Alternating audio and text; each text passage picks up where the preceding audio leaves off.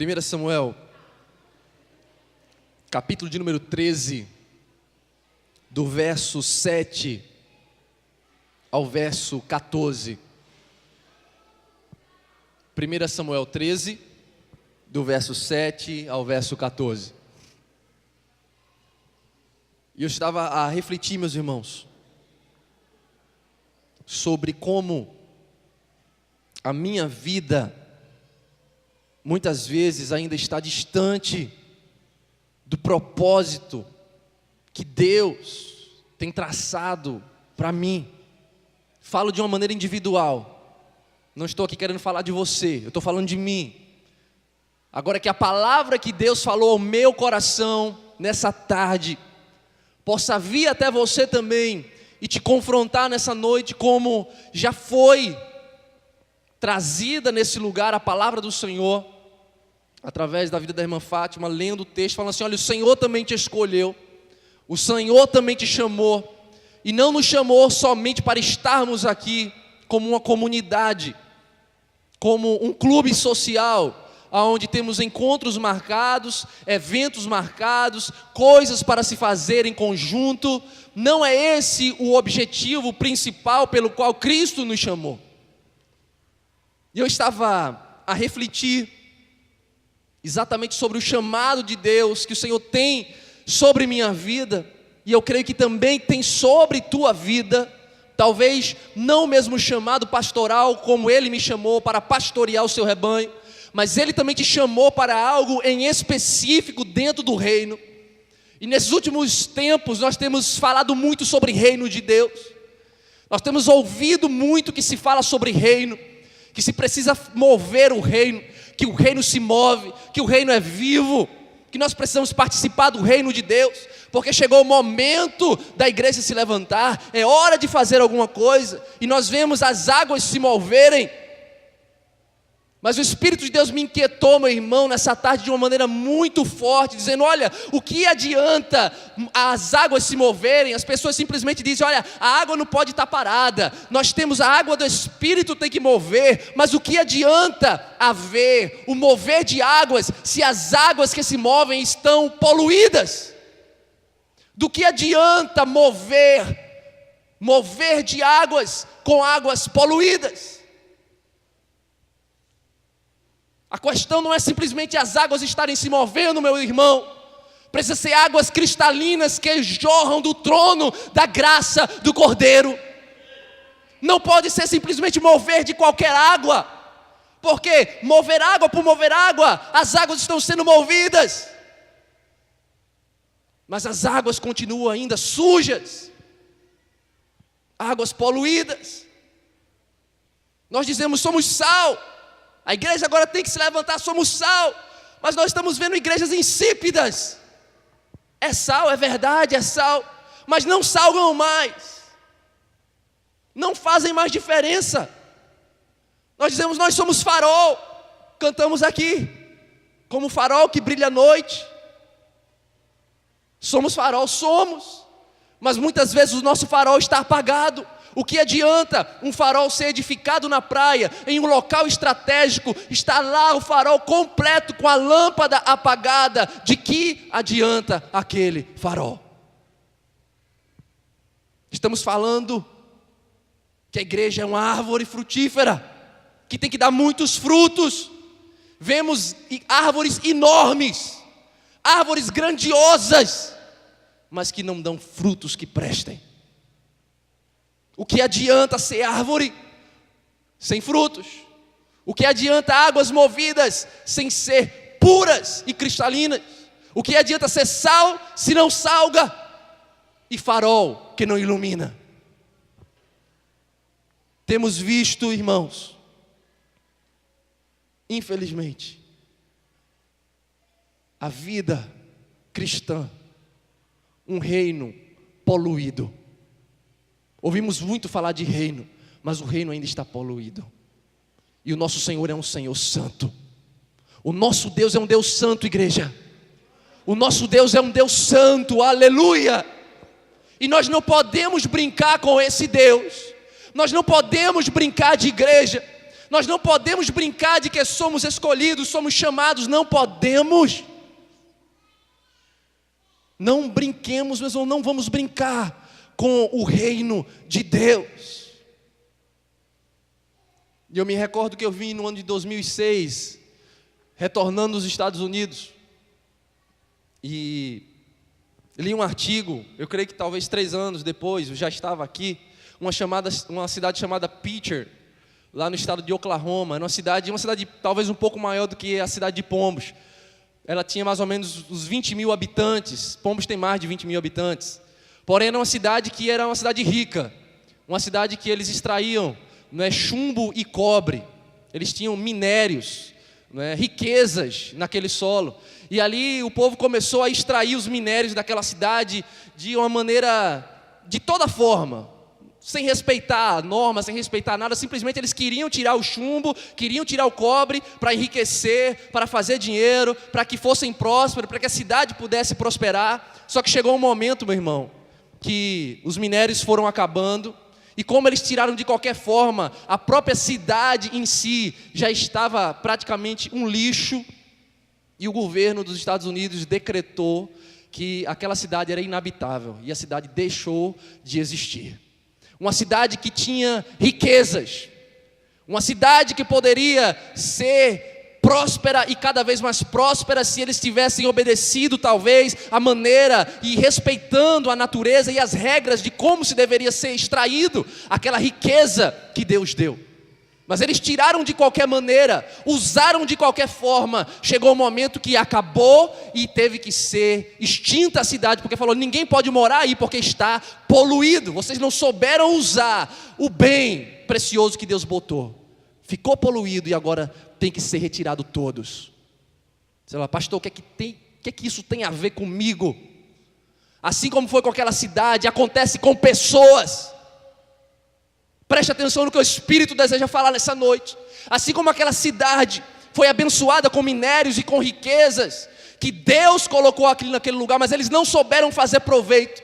Fizeram e usaram da maneira que eles quiseram usar, e chegou um momento que ali foi escasso, acabou, e aquela cidade foi riscada do mapa. Acontece também com pessoas. Deus tem chamado, Deus tem colocado dons em nossas mãos, Deus tem colocado coisas maravilhosas na nossa vida para que nós venhamos a fazer e a honrar o nome dEle, para que o reino dEle seja estabelecido nessa terra. Mas nós estamos querendo fazer da nossa maneira, no nosso tempo, da nossa forma. Queremos mover as águas do Senhor da minha maneira. Eu quero acender o farol quando eu bem entender, e eu quero apagar também quando eu achar que devo. Eu salgo se eu acho que está bom, se eu não quero eu também não boto sal. E eu estou fazendo as coisas da minha maneira.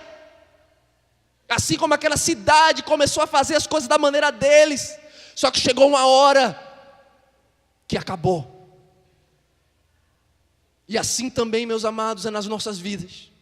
Deus tem dado a mim, Deus tem dado a você dons, Deus tem nos chamado, Deus tem nos comprado, Deus tem nos instituído no reino, Deus tem nos colocado na igreja dele, uma noiva santa, pura, imaculada, que Ele está preparando para entregar ao Filho, separada, com um objetivo. Enquanto nós estivermos aqui, temos um objetivo a ser feito, mas nós estamos querendo fazer do reino de Deus o nosso reino, da nossa maneira e da nossa forma. E se fizermos dessa maneira, o nosso castiçal será removido. Está escrito no livro de Apocalipse.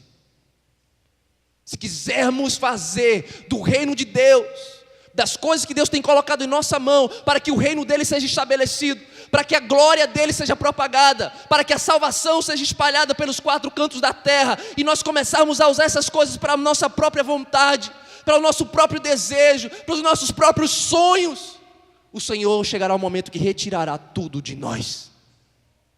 Isso não é uma palavra de maldição sobre você, porque como eu falei no início, isso Deus estava falando comigo. Mas isso é uma realidade que precisa ser pensada por todos aqueles que fazem parte do reino de Deus. Não podemos participar do reino de Deus com as nossas regras. O reino de Deus tem as suas regras. Não somos nós que dizemos o que tem que ser feito. Nós temos que obedecer ao que Ele já disse.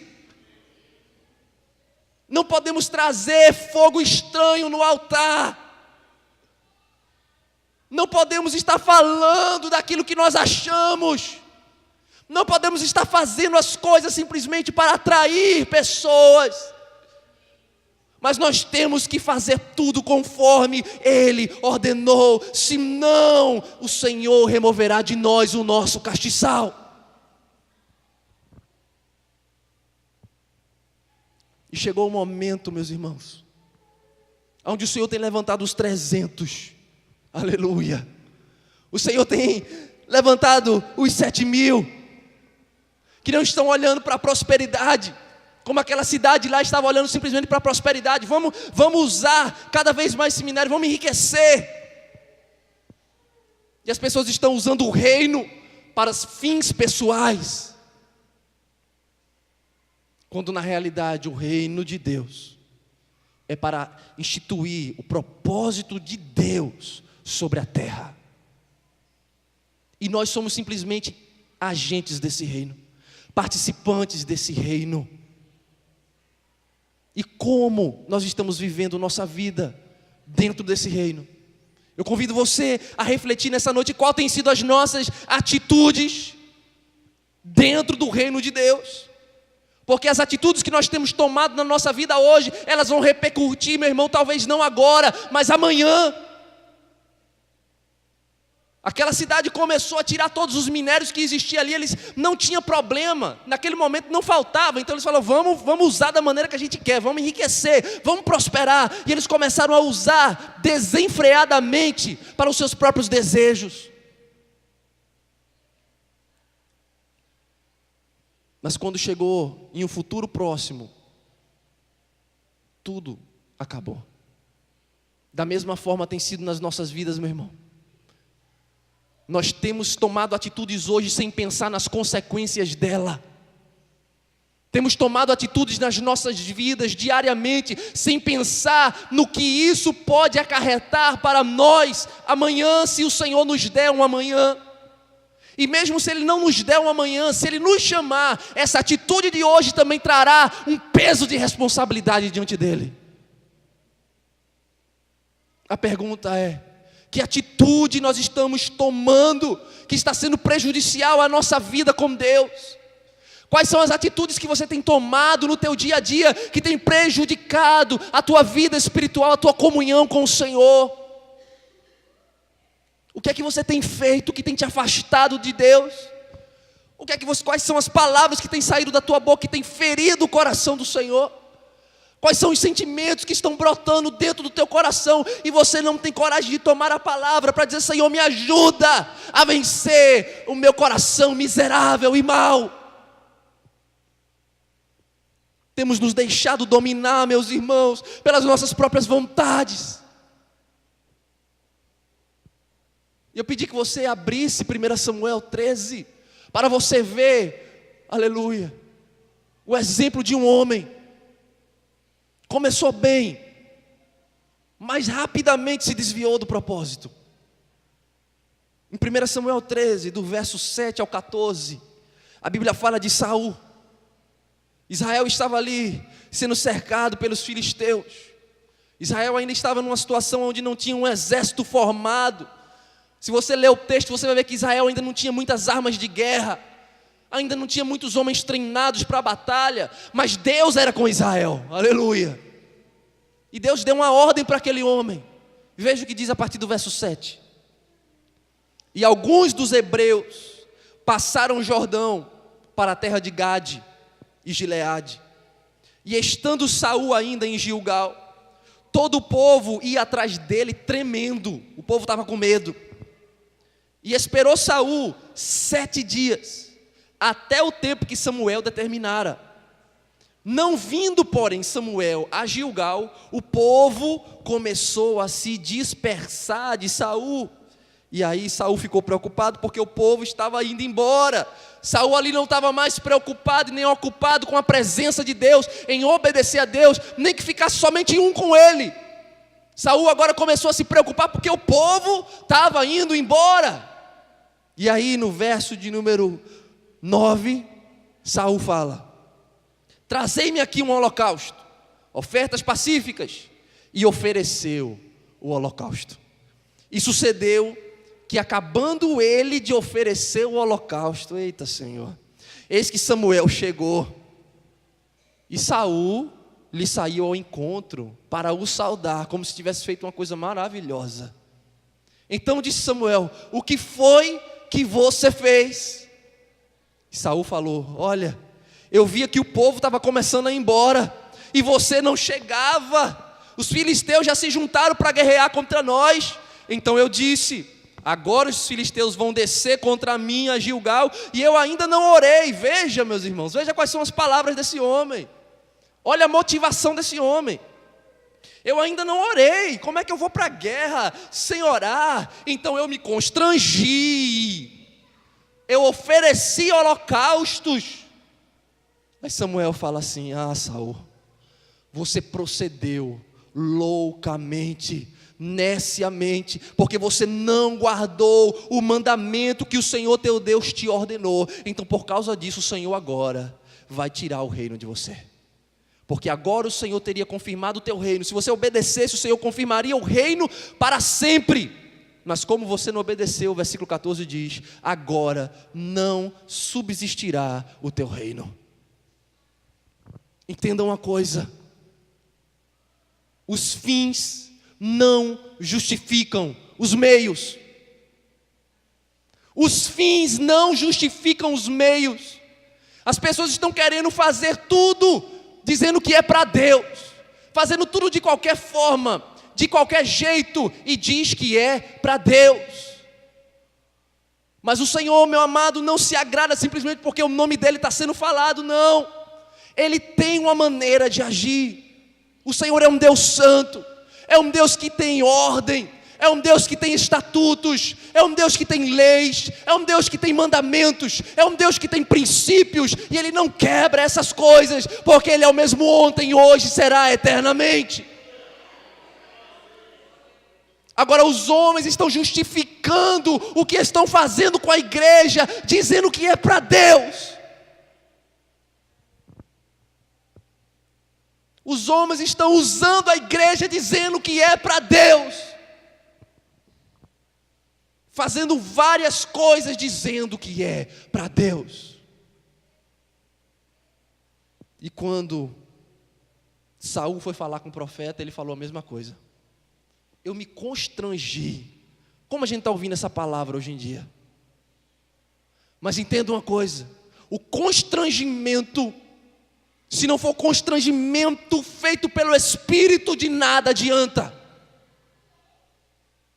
Se não é o Espírito que nos constrange, esse constrangimento não serve de nada. O choro não vai servir de nada. A pregação não servirá de nada. As ações não servirão de nada. Os ajuntamentos não servirão de nada. Porque Deus falou na boca do profeta dizendo: olha, você procedeu loucamente. E as pessoas têm procedido loucamente em nome de Deus.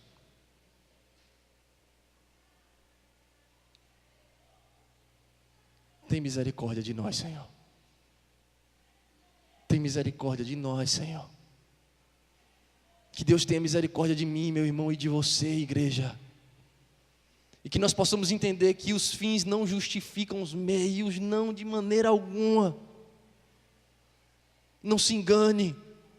Ah, mas é para Deus, não se engane.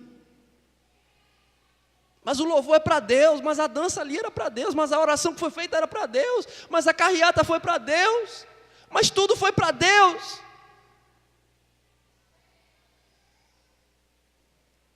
Entenda que o Senhor fala na sua palavra que chegar, e vai dizer: Senhor, no teu nome nós expulsamos, No teu nome nós falamos em outras línguas. No teu nome nós fizemos isso e acontecemos, e tudo no teu nome. E Deus vai chegar para eles e falar assim: olha, eu não conheço vocês. Eu não sei quem é vocês. E aí vocês entendem agora, irmãos, a situação que a igreja se encontra. Não nos deixemos, irmãos, nos levar por qualquer mover de águas. Só porque se fala de reino, só porque se diz de reino, só porque se fala de Deus. Não nos enganemos. É por isso que o mundo está aí sem saber. E para onde eu vou? Ali naquela igreja, naquela outra igreja, o mundo não sabe, mas você, meu irmão, tem a palavra da vida em tuas mãos. Eu e você temos a palavra da vida eterna em nossas mãos. Agora eu pergunto, então por que nós continuamos como Saul, justificando os meios errados que nós estamos fazendo e dizendo que é para Deus? Não vamos cair no erro de Saul, porque Saul perdeu o reino. E sabe o que isso significa para mim e para você como igreja? Não vou entrar no mérito da questão, daquilo que nós cremos, em questões doutrinárias, mas poderemos receber e ser removido os nossos castiçais. Preste atenção. Saul perdeu o reino.